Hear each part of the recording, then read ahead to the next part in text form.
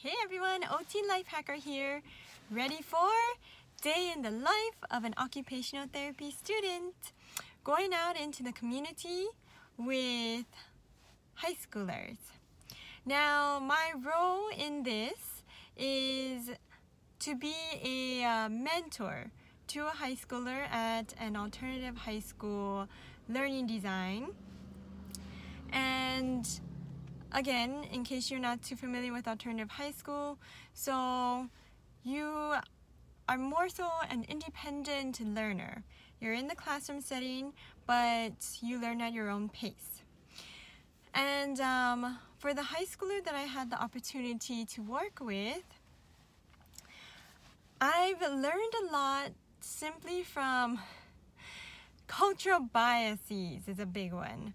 And recognizing the need to take breaks, so cultural biases, taking breaks, and check-ins with the person. These are three big things that I took away. So I guess I'd say this video is about 3 things to consider when working with a high schooler or anyone in general. So I had put in a lot of cultural biases, my own, meaning like I had expectations and things that I was thinking we needed to work on together, the student and myself, based on what I heard from others, including the teacher. So I was thinking, okay, so we have to work on your academics, we need to work on getting you to do well in this and that, and I'm speaking a little general here, and that is not what the person I worked with necessarily had in mind, but I recognized myself pressing for that, thinking that is what we need to work on. And no, that was not right. I had recognized myself being like, it seems like this may not be the best option for the person, because when you study their body language and their own response and reactions to you, if they seem like they're a little, you've been working with them for a little bit of time and you recognize they're like fidgeting or biting their nails or some sort of behavior that seems almost like they're feeling uncomfortable or need to self-regulate in some way to deal with something, that could be a sign to you that, hey, take a step back. Is this what the person needs?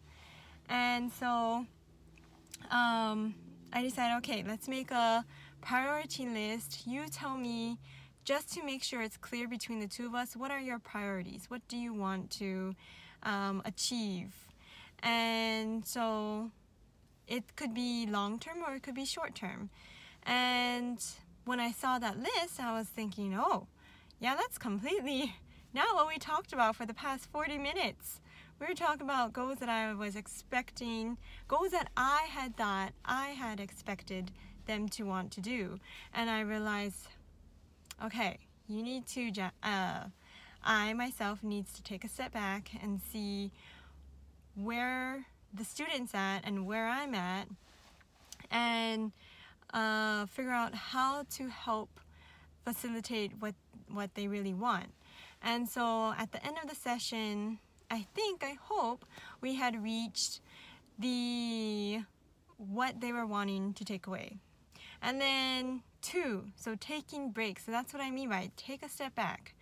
Feel free to take a break. My person, you have to work dynamically, meaning that things may come up.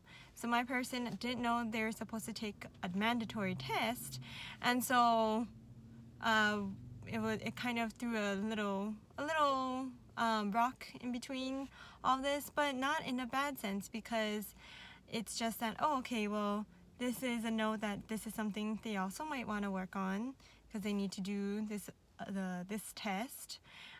Is this an area that needs assistance with?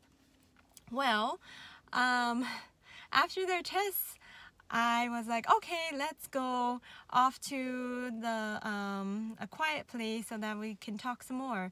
Little did I know, if I had the chance to do this again, I would have considered breaks. They need breaks. I can't just keep pressing the person to keep studying. If they did, keep like talking, sitting, they're pretty much stuck in, okay, the stress is potentially still high because they just took a test and now they're sitting, and it's as if you're like testing them again because you're asking them questions. What I would have done next time is take a break. Go on a walk with them outside, or do something that, hey, after your big tests, you should do a mini celebration. What do you want to do? You want to, if you want peace and quiet, I can give you your peace and quiet. Do you want to go for like a stroll outside? Do you want to you want to do drawing or just work on homework? What do you want to do for like 5 minutes on your own, or with me, whatever you choose. So giving them that option rather than telling them, okay, we gotta do this, it almost creates extra stress for them because you're presenting stress. You're almost showing anxiety that, hey, we gotta get this done, and telling them, hey, I'm the one in charge, you gotta follow what I say. That may not be what you're trying to do, but it comes across that way. And third is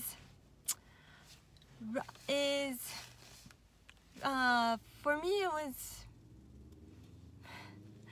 I'm gonna kind of change it here on what my third idea was, because I'm thinking right now that third is that it always goes back to reminding yourself what is the student's interest, the person you're working with, what is their interest. Focus in on that, because you are there to help the person, and that works in general in occupational therapy. Your goal is to help them with their goals, not necessarily force something down on them, but to figure out, okay, what is it that you're interested in?